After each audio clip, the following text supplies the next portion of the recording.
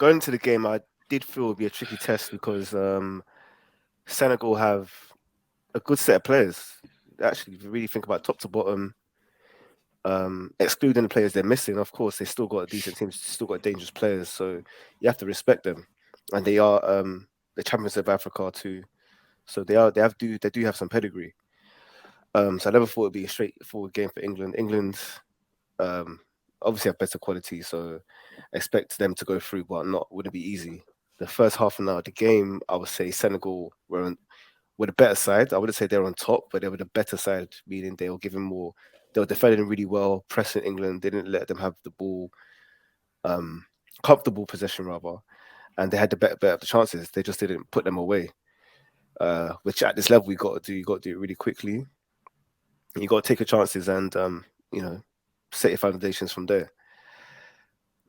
Uh, I feel I feel potentially there could be issues with playing out from the back with Maguire and Declan Rice, and even with Luke Shaw a little bit. I feel that England should maybe switch it up and maybe go longer a bit more, or just don't mind conceding that possession to then break on teams. I feel like when England are breaking, they're most effective when there's space in behind, there's space in the middle for the midfielders to do their work, like Bellingham and Henderson, and also for Harry Kane to drop into. Uh, it was a great performance from Jude Bellingham, great performance from Phil Foden, Harry Kane, Saka, even Henderson popped up. Um, but what really broke open the game was Jude Bellingham and running from midfield. So if you give England space, they will take that space and be dangerous with it, which I'm really impressed with. Harry Kane pulling the strings as well. Um, Henderson popped up with a goal. Southgate justified his selection with Henderson. Second goal was from Harry Kane. Kane. It was a great breakaway from Jude Bellingham going past two, three players. Phil Foden knocking it off to Harry Kane. Great finish. And then the final goal from Bukayo Saka. It was a tidy finish as well. So England, I think they scored the most goals in the competition. Conceded only 2 goals, and that was only the first game of the tournament for them. So they actually are playing really well, and I feel like this is the time for England to actually go on and win the World Cup. I feel there's not much in it between, I would say, France, Argentina, Brazil, and England, maybe Spain. But I thought England can swat away Spain easily. So this is probably the best opportunity since I don't know '66 to go and win the tournament. England, England, England. They did what they had to do. That's all. Senegal, I thought would be a bit. I think first 35 minutes they were in the game. They tried, but then once England scored, Senegal's team kind of capitulated a little bit. The heads went, and then England got the second goal before half time and then killed off the game.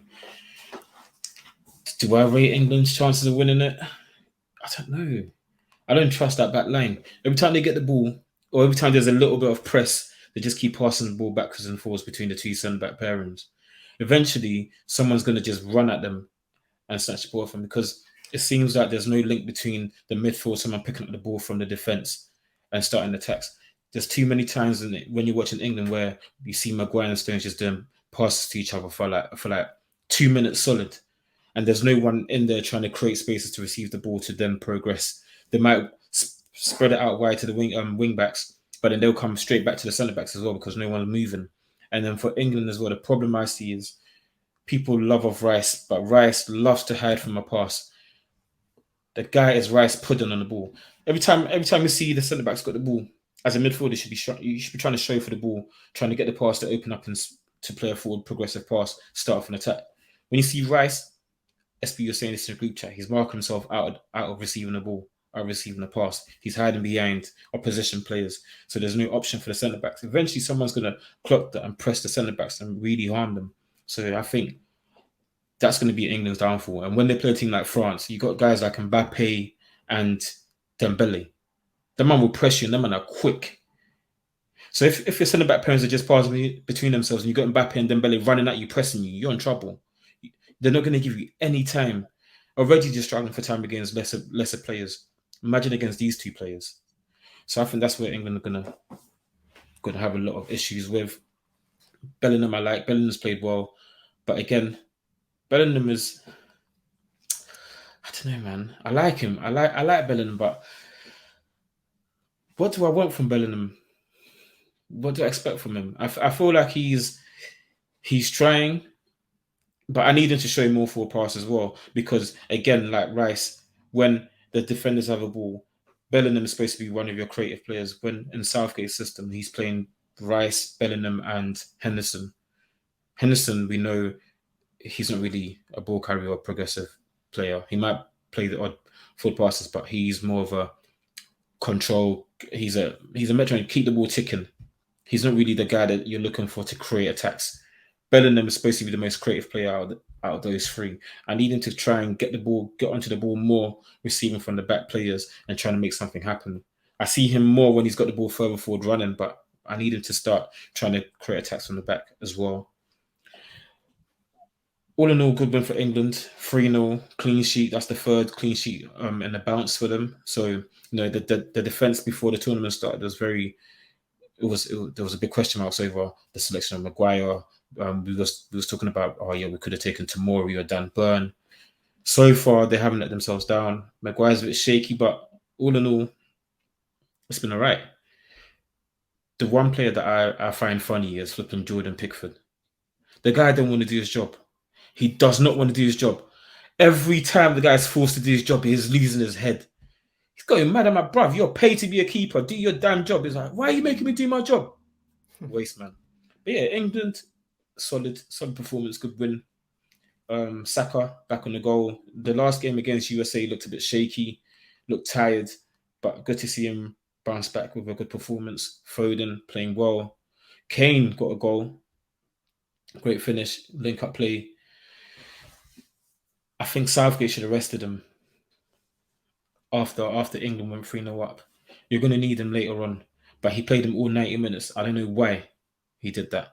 You could have used Callum Wilson to come on after the 70th minute. The game was done. Rest Kane. He's your best player. He's the player that you play around. Rest him for France. You're going to need him for France. Bring on Wilson. So, yeah, there's still bits of work to be done with England, but overall good win. Yeah, solid performance from England. Like both of you have mentioned, the first 30 minutes, the game was kind of even. Senegal did have their chances, which they should have put away. And you saw England struggling with the physicality of Senegal, with their press. Harry Kane had one or two hairy moments, but luckily no mistakes were made. And then, yeah, Senegal they kind of gave it away in that last 15 minutes, the 2 goals. You saw in both goals, even all 3 goals, England, they're most dangerous when they're playing the ball quick, when they're running at teams with pace. All this slow build up, it doesn't really suit England. You saw it against the USA. The build up was more meticulous, more slow, and they struggled to break down the USA. The USA had the better chances throughout the game. So, yeah, I heard it on a podcast. England, we know England's strengths in terms of their physicality, running power. So that's the style of football that they should play. But they don't. They play a more, I guess, in this environment, is more suited in terms of a more deliberate style, slower pace. But I think they should look to implement a more high pace at times. You saw Bellingham's at his best when he's running forward with pace, almost on a counter attack. Henderson, I'll give him his credit. I'm sure like many others, when they saw him on the team sheet, they were thinking, Gareth Northgate, what are you doing? What the hell are you doing? But he proved me and everyone wrong, so shout out to Henderson. Yeah, solid performance overall. What can I say? Everyone expected them to win and they done it. Senegal, they have to be disappointed, because after that first goal, you want to go down, or you want to go to halftime 1-0 down, but their defense was all over the place for that second goal. all over the place. Koulibaly, shocking. His distribution all game was poor. He couldn't organize his back line. Yeah, I was not impressed with him at all. Mendy as well. I heard certain people saying they're seeing why he was jobless about 2 years ago. It's coming through. They're seeing the signs now. Because yeah, his positioning for the second goal, I don't think it was very good, or the third goal. Yeah, he's looking shaky. Was Mendy ever good? Was Was he ever good? That's what people are saying now. Was he ever good? Because he was good for like 6 months, and that's it.